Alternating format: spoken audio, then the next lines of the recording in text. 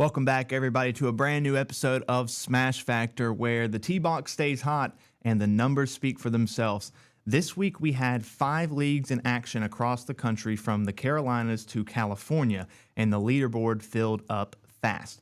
Whether it was rising juniors, seasoned vets, or world champions, everyone showed up to launch. So let's break it all down and see who made the biggest statements. Before we do that, let's thank our sponsors here at Ultimate Long Drive: Copper Fit, the official glove of Ultimate Long Drive; Buzz Clear, 1764, Tech, Short Par 4, Yingling, Survivor Tees, Catalyst, T-Claw, Shark Attack Golf, and 4 Yards More. Thank you to all those sponsors here at Ultimate Long Drive. Let's jump into all the action that happened, starting with the Coastal Carolinas League, which saw Richard Schultz kick things off in the U15 boys with a 289-yard drive. And that was just the beginning. Adam Betcher came through big in the open men's with a 381-yard bomb, while Jeff Schultz kept the family name rolling, taking the men's 50 at 307 yards.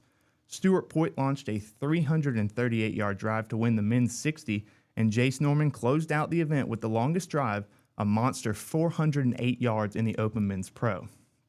Moving on to the Minnesota-Iowa League, Carlos Wohl came out swinging, grabbing the Open Men's win at 363.7 yards in a hit-off. Joe Foley followed with a 362-yard shot to take the men's 35, while John Glass claimed the men's 60 at 303 yards. And let's not forget world champion Gardner Lahette locked down the men's 65 with a 266-yard win. Moving over to the Western Carolinas League, Isabel Hoffmeister got things rolling in the U13 girls with a 222-yard drive, followed by Vanessa Carey in the U17 girls division with 240 yards. Richard Schultz made another appearance, hitting 268 yards in the U15 boys division, while Timothy Buchek ripped a 383-yard drive in the open men's division. And Bigfoot Ben Sutton lived up to the name, taking the men's 35 pro with a 384-yard bomb. Michael Beerley snagged the men's 45 at 356 yards, while Jeff Schultz hit 294 to win the men's 50. And Robert Hoffmeister followed with a 278 in the men's 55. Finally, Thomas Tucker made his mark in the men's 70 with a 304-yard shot. Michigan League now, Logan Campbell and Devin Green both made noise with 365-yard drives in the open men's and men's 35 divisions, respectively. Marty Chappell secured the men's 55 with a 289-yard drive, and Daryl Strecker wrapped up the event with a 335-yard drive to win the men's 60.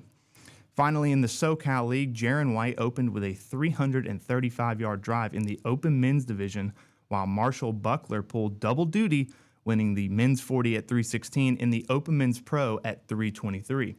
Mark Stone King also grabbed 2 wins, 354 yards in the men's 50 and 331 yards in the men's 55. Lynn Ray showed consistency as well, winning the men's 60 at 307 and the men's 60 Pro at 313.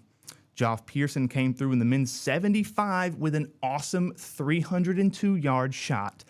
After closing it out, Reese Schreiber took the Valor division with 314 yards. That is all the numbers from these past events. Let's jump into the rest of May and talk about the month of April and then jump into May. I'm already getting ahead of myself, but this weekend we have another North American Tour stop, which will be in Arizona at the Dobson Ranch. That's going to be from 10 a.m. to 2 o'clock p.m. Again, this weekend, April 26th. If you can get out there, go ahead and sign up now, ultimatelongdrive.com.